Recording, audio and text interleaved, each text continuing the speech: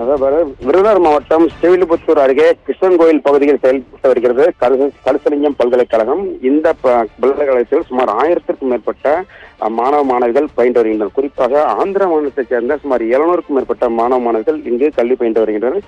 இந்த நிலையில் இந்த பல்கலைக்கழகத்தில் இன்று ஒரே நாளில் 2 மாணவ மாணவிகள் தற்கொலை செய்து கொண்டது மிகவும் பரபரப்பை ஏற்படுத்தியுள்ளது. குறிப்பாக ஆந்திர மாநிலம் அனந்தபுர் மாவட்டத்தைச் சேர்ந்த நரேந்திரப்பா என்ற மகன் மஞ்சுநாத் என்றவர் பிஎட் படித்து வருகிறார். இவர் தற்போது இன்று காலை விடுமுறை முடித்து கல்லூரி திரும்பியுள்ளார். இன்று தங்கும் விடுதியில் தூக்கிட்டு தற்கொலை செய்து கொண்டதாகவும் முதற்கட்ட விசாரணை தெரிய வந்துள்ளது.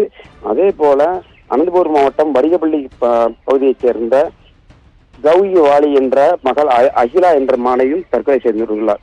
இவர்கள் இருவரும் தற்கொலை செய்து கொண்டுள்ளது தற்போது இந்த பகுதியில் பெரும் பரபரப்பாக காணப்படுகிறது. குறிப்பாக சுற்றுவட்டார பகுதியிலிருந்து ஏராளமானோர் அந்த பகுதியில் குவிந்து வருகின்றனர். காவல்துறை தற்போது பாதுகாப்பு அதிகரித்துள்ளது. தொடர்ந்து 2 மாணவிகள் தற்கொலை செய்தது குறித்து மாவட்ட காவல் கண்காணிப்பாளர் தற்போது விசாரணை நடத்தி வருகிறார். இவர்களது உடலானது தற்போது ஸ்ரீவில்லிபுத்தூர் அரசு மருத்துவமனைக்காக மருத்துவ பரிசோதனைக்கு அனுப்பி வைக்கப்பட்டுள்ளது.